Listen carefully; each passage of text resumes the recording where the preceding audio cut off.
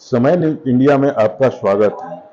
होली उमंग के साथ चुनावी उत्साह भी गढ़वा जिला में धीरे धीरे बढ़ने लगा है। एनडीए और इंडी पार्टियों के द्वारा एक दूसरे पर आरोपों का दौर चालू हो गया है। आम मतदाता भी दलों द्वारा कही जा रही बातों पर ध्यान देने लगी है। तो आइए देखते हैं, सुनते हैं किसने क्या कहा। गढ़वा जिला कार्यालय में जिला अध्यक्ष ठाकुर प्रसाद महतो, जिला महामंत्री संतोष दुबे, ओम प्रकाश तिवारी और बीजेपी के झारखंड प्रदेश उपाध्यक्ष जवाहर पासवान ने संयुक्त रूप से कांग्रेस पर आरोप लगाते हुए कहा कि इनकम टैक्स विभाग द्वारा कांग्रेस पार्टी का किया गया सीज अकाउंट को बीजेपी के माथे डालकर चुनावी बैतरनी को पार लगाना चाहती है, मगर जनता सब जानती है।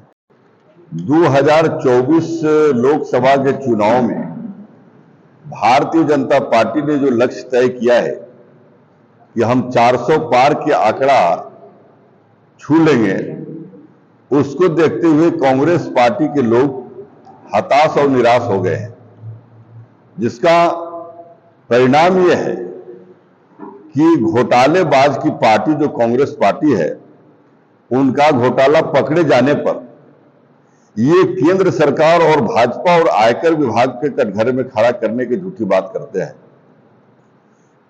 अब न्यायालय में अपनी बात को दलील अपने पक्ष में नहीं पेश कर पाते हैं, और जब वहां भी हारते हैं तो ये आरोप भारतीय जनता पार्टी पर लगाते हैं।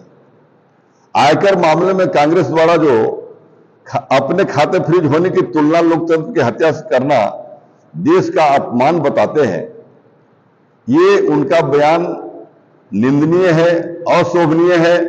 इसका जितना भी निंदा किया जाए कम है। कांग्रेस ने 1,80,000 रुपए का कोयला, 1,76,000 करोड़ की 2G स्पेक्ट्रम, 3,600 करोड़ का हेलीकॉप्टर, 70,000 करोड़ का कॉमनवेल्थ गेम्स और 5,000 करोड़ का नेशनल हेराल्ड घोटाला किया। अब इतना ही नहीं, अगर कांग्रेस के शासन में 250 से ऊपर घोटाले हुए, फिर भी सभी घोटाले में वो आरोपित है, उसको ये अपने बचाव में कुछ कह नहीं पा रहे, उनके पास जवाब नहीं है। आज न्यायालय में भी हार रहे हैं और जनता की अदालत में भी इनको हारने की नौबत आ गई, वहां भी इनके पास कोई जवाब नहीं है, इसलिए अनर्गल बयानबाजी कर रहे हैं। भारतीय जनता पार्टी को इससे कोई असर नहीं पड़ने को है। यहाँ की जनता नरेंद्र भाई मोदी जी के नेतृत्व में पुनः तीसरी बार सरकार बनाने के लिए उत्सुक है। सभी क्षेत्र में नरेंद्र भाई मोदी जी के नाम पर जो है से वोटिंग हो रहा है, वोट करेंगे लोग और पुनः भारतीय जनता पार्टी की सरकार बनेगी। नरेंद्र भाई मोदी जी ने कहा है कि अगर घोटाला को हटाना है तो कांग्रेस पार्टी को जड़ से उखाड़ के फेंकना होगा। उनकी जड़ हिल गई है, 2024 में इनका जड़ कबर जाएगा, ये कहीं के नहीं रहेंगे।